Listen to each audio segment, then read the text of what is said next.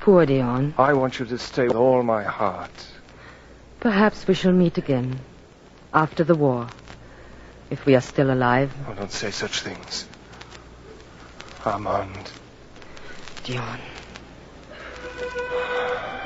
We will meet again. Say it. We will meet again. Yes, my darling. We will.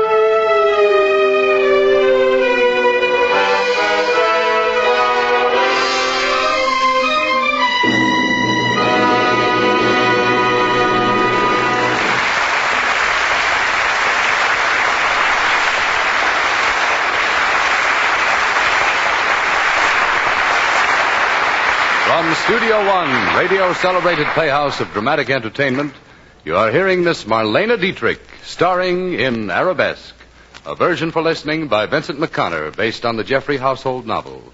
Our story will resume after the customary pause for station identification. This is CBS, the Columbia Broadcasting System.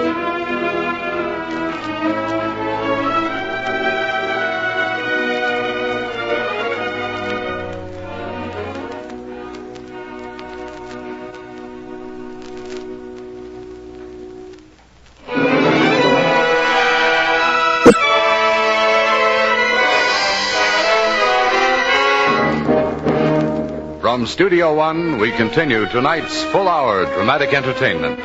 Miss Marlene Dietrich stars in Fletcher Markle's production of Arabesque.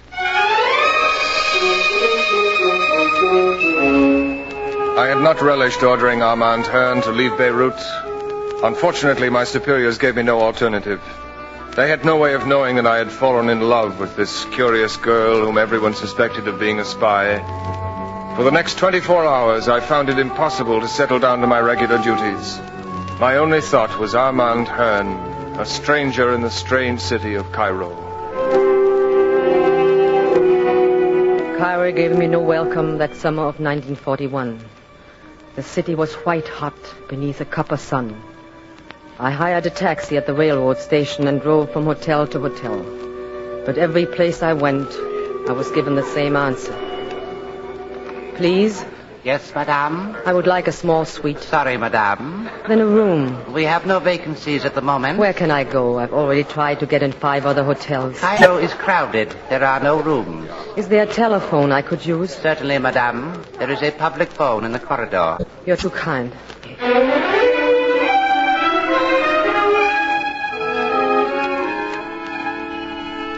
Major Honeymill? Speaking.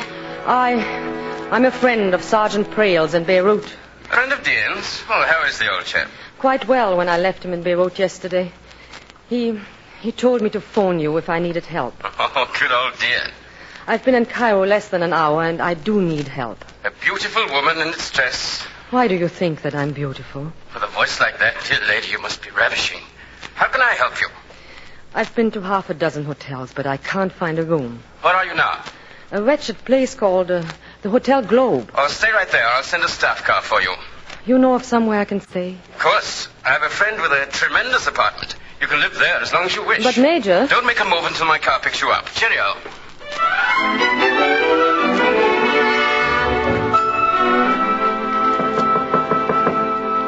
Come in.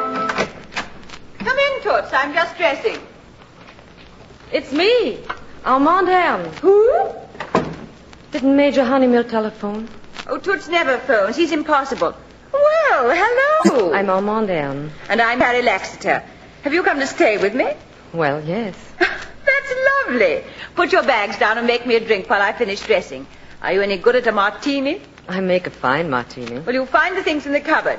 It would be good to have somebody living here. This apartment's much too large for one person.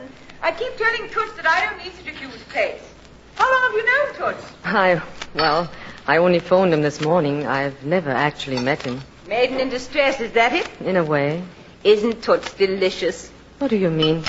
He put me up here when I ran away from my husband, and now he's putting you up. I hope you don't mind. Mind? Not a bit. As long as you don't fall in love with Toots. I promise that I won't.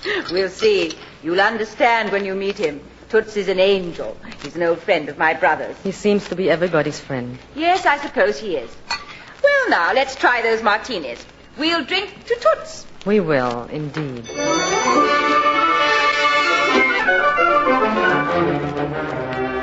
Carrie Laxeter needn't have worried. I liked Toots tremendously, but he wasn't Dion Prale. He wasn't as dashing, nor somehow as sincere. But whenever I was with Major Toots, I was constantly thinking of Dion, hearing his voice. When Toots laughed, I heard Dion laughing. Well, the blinking fool drove his jeep right off the bridge. You should have seen it. I say, these martinis are first rate. I'm very glad, Major Honeymell. He says I can't make a decent drink. Don't call him Major. That's right. Everybody calls me Toots. Huh? Very well. That's the girl. Carrie, what's in the larder? Very little. Can't we go out for dinner?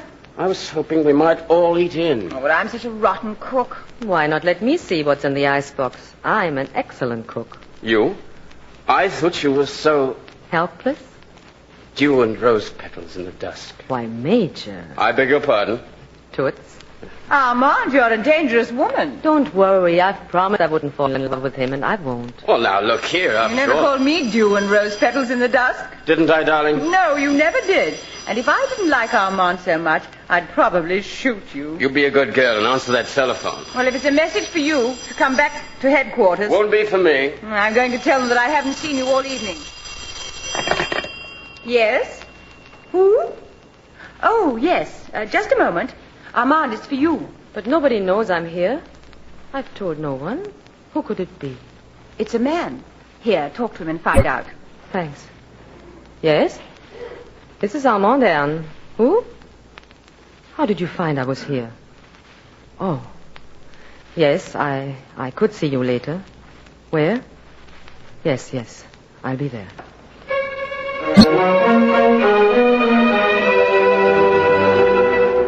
I had hoped when I went to the phone that it would be Dion Prale calling from Beirut.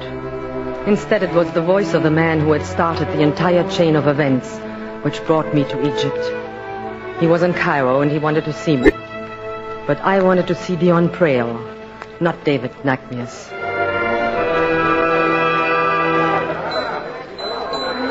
Mademoiselle, we meet again. David, what are you doing in Cairo? Sit here, my dear. I've already ordered coffee. I wanted to talk to you before I left Beirut, but there was no time. I tried to reach you. I know.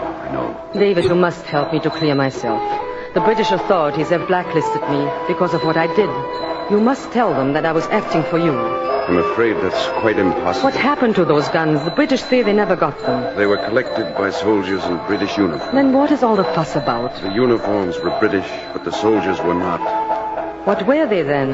They were to have been our men in British uniform, but someone else had the same idea. The guns were gone before our chaps arrived. Then who got them? We suspect they were taken by some of the Vichy French. Which means the Nazis will have them. They will, unless we can get them back. Then I was a failure in what I did. You were quite successful, mademoiselle. The failure was ours. Now, I've come to Cairo to try and find what happened to those guns. Why Cairo? There is someone I've followed here. You must let me help you. If you trace what became of those guns, keep them from the Nazis, I will be cleared. Who is it you have followed here? His name? All in good time. But you will let me help you? Perhaps, mademoiselle. Perhaps.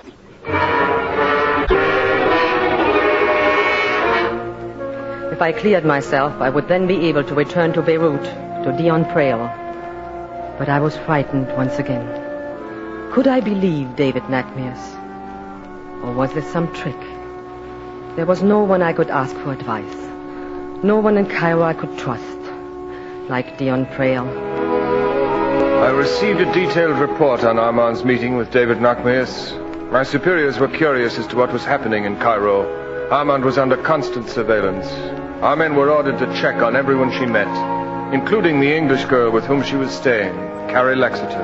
I won't hear another word of this. But, Carrie, I've got to earn my living, pay my share of the expenses. Nonsense. You can pay me back later. I can't go on like this. Seems only a few days, Armand, since you arrived in Cairo. I've been here 3 weeks, Toots, and you know it. What's 3 weeks in a lifetime? You'll find a job. I thought I might get one singing in a nightclub. I've done that before. If I don't find a job, I have to move out. Singing in a nightclub? You'll do nothing of the sort. I want you here with Carrie. I'll not worry if I know she has company while I'm away. Toots, where are you going? Well, they're sending me into the desert. How long will you be gone? I don't know. Depends upon Rommel. I'll stay, Toots. Don't worry about Carrie.